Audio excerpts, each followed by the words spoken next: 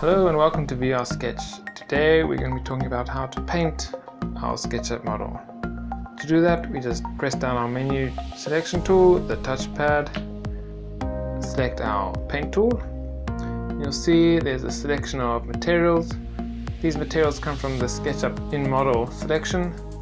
We also have a selection of colors, but today I'm just going to use the materials.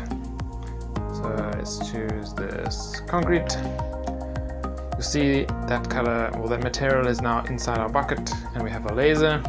Just point the laser at the face we want to paint and pull the trigger, and it will paint that. Let's choose another color. Let's go with this wooden color, just as an example. So there's a second way to use this tool. If you intersect the bucket with the face, you'll see the icon changes, and we can then eyedrop that color, and then you can paint it again. So let's eyedrop that color. See, it's changed there. You can paint, paint, paint. Eyedrop the white. There you go. So that's how to use the paint tool. Thank you very much for watching.